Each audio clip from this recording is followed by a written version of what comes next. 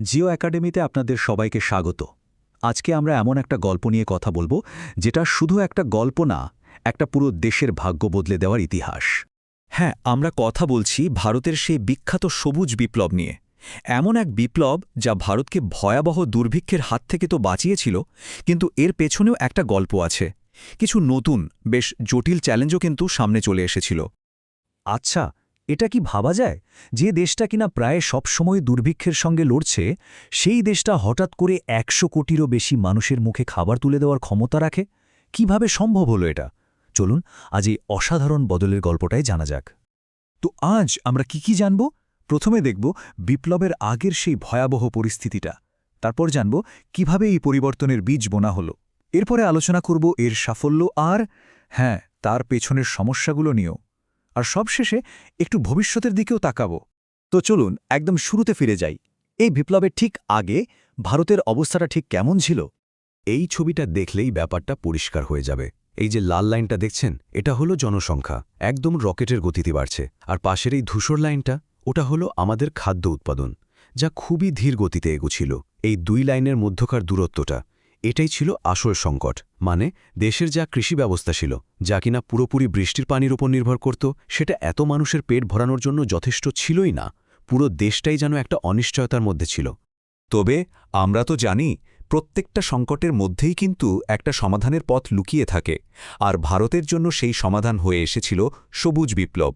চলুন এবার সেই দারুণ পরিবর্তনের গল্পটা শোনা যাক। এই সবুজ বিপ্লবটা আসলে ছিল বিজ্ঞান আর প্রযুক্তির একটা দারুণ মেলবন্ধন। এর নেতৃত্বে ছিলেন ডক্টর নরমান বোরলাগের মতো বিজ্ঞানীরা, আর অবশ্যই আমাদের দেশের ডক্টর MS স্বামীনাথন। তাদের হাত ধরেই এই বিপ্লবের শুরুটা হয়েছিল, বিশেষ করে উত্তর ভারতের পাঞ্জাব, হরিয়ানা আর পশ্চিম উত্তরপ্রদেশের মতো উর্বর এলাকাগুলোতে। তো এই বিপ্লবটা সফল হলো কিভাবে? এর পেছনে ছিল একটা, বলতে পারেন, 4 স্টেপ টুলকিট। মানে 4টে জিনিস। ১. হাইব্রিড বা উচ্চ ফলনশীল বীজ। ২. সেচের জন্য পাকা ব্যবস্থা। ৩. রাসায়নিক সার। আর ৪. কীটনাশক।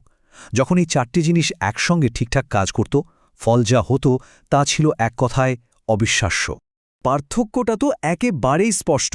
দেখুন, বাঁদিকে পুরনো জাতের লম্বা রোগা গাছ, আর ডানদিকে আধুনিক হাইব্রিড জাতের ছোট কিন্তু অনেক বেশি শক্তিশালী আর দ্রুত বেড়ে ওঠা গাছ। এই নতুন জাতের গাছগুলোতে অনেক বেশি দানা ধরত।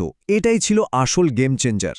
তবে হ্যাঁ, এই হাইব্রিড বীজের কিন্তু খিদেও ছিল অনেক বেশি, তাই এদের জন্য দরকার ছিল প্রচুর সার।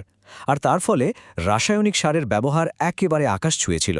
একবার ভাবুন, 1954-55-এর দিকে যেখানে হেক্টর প্রতি মাত্র 2.25 কেজির মতো সার লাগত, সেখানে 2012-13 সাল লাগাত সেটা বেড়ে দাঁড়ায় 128 কেজিরও বেশি।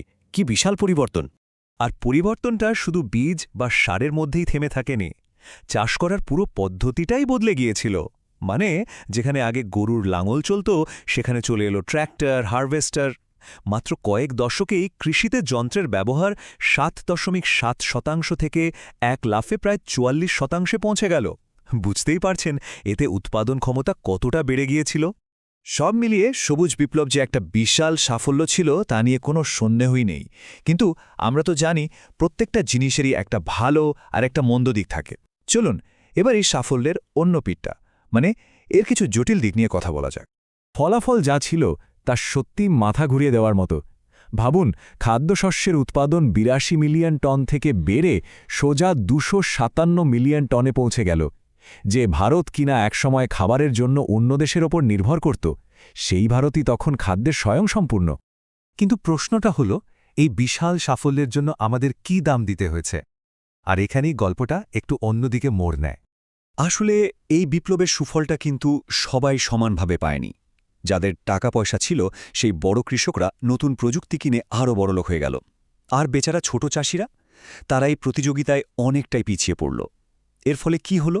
গ্রামের ধনী আর গরিবের মধ্যেকার পার্থক্যটা আরও বেড়ে গেল। আর একটা বড় সমস্যা দেখা দিল, ফসলের বৈচিত্র্য বা ডাইভার্সিটি কমে গেল। সবাই শুধু দুটো ফসলের দিকেই ঝুঁকল, ধান আর গম। এমন অবস্থা হলো যে মোট উৎপাদনের প্রায় 90% হয়ে গেল শুধু এই দুটো ফসল। আর ডাল, সর্ষে বা অন্যান্য জরুরি ফসলগুলো, সেগুলোর চাষ প্রায় বন্ধই হয়ে গেল। কিন্তু সবচেয়ে বড় ক্ষতিটা হয়েছে আমাদের পরিবেশের।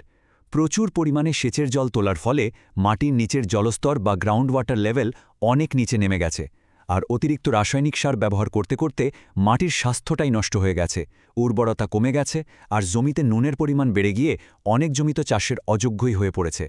আর এর প্রভাব কিন্তু এখানেই শেষ নয়। চাষের জমি বাড়াতে গিয়ে বন জঙ্গল কাটা হয়েছে, আর যে বিষাক্ত কীটনাশকগুলো ব্যবহার করা হতো সেগুলো আমাদের খাবার দাবারের মধ্যে মিশে গিয়ে মানুষের স্বাস্থ্যের উপরও মারাত্মক প্রভাব ফেলতে শুরু করেছে। তাহলে বুঝতেই পারছেন, আমরা একটা দোটানার মধ্যে পড়ে গেছি। একদিকে খাদ্যের যোগান, অন্যদিকে পরিবেশের সুরক্ষা। তাহলে এখন উপায় কি? ভবিষ্যতের রাস্তাটা কেমন হবে? চলুন এবার সেটাই জেনে নেওয়া যাক। এটাই হলো সবুজ বিপ্লবের সবচেয়ে বড় প্যারাডক্স। মানে, যে উপায়গুলোর 60-এর দশকে ভারতকে বাঁচিয়েছিল, আজকের দিনে দাঁড়িয়ে সেই উপায়গুলোই আমাদের পরিবেশের জন্য একটা বড় বিপদ হয়ে দাঁড়িয়েছে। তাহলে সমাধানটা কোথায়? বিশেষজ্ঞরা বলছেন সমাধান হলো একটা সেকেন্ড গ্রিন রেভলিউশন বা দ্বিতীয় সবুজ বিপ্লব। এখানে লক্ষ্যটা কিন্তু শুধু উৎপাদন বাড়ানো নয়, বরং এমনভাবে চাষ করা যা টেকসই হবে আর পরিবেশেরও ক্ষতি করবে না। মানে, রাসায়নিক সারের উপর নির্ভরতা কমিয়ে জৈব প্রযুক্তির দিকে যাওয়া। আর শুধু ধান আর গম নয়, ডাল, তেলবীজ, ফল, এসব নানা ধরনের ফসলের চাষ ফিরিয়ে আনা। তো শেষ প্রশ্নটা এটাই, ভারত কি পারবে আরেকটা নতুন বিপ্লব ঘটাতে? এমন একটা বিপ্লব যা দেশের মানুষের পেটও ভরাবে, আবার আমাদের এই সুন্দর গ্রহটাকেও আগামী প্রজন্মের জন্য বাঁচিয়ে রাখবে? আমাদের সাথে থেকে এত গুরুত্বপূর্ণ একটা বিষয় নিয়ে আলোচনা করার জন্য আপনাদের অনেক ধন্যবাদ। আজকের এই আলোচনা যদি আপনাদের ভালো লেগে থাকে তাহলে অবশ্যই ভিডিওটা লাইক করুন আর বন্ধুদের সাথে শেয়ার করতে ভুলবেন না। জিও একাডেমিতে এরকম আরও ইন্টারেস্টিং বিষয় নিয়ে জানতে হলে চ্যানেলটা অবশ্যই সাবস্ক্রাইব করে রাখুন। খুব শীঘ্রই দেখা হবে নতুন কোনো বিষয় নিয়ে।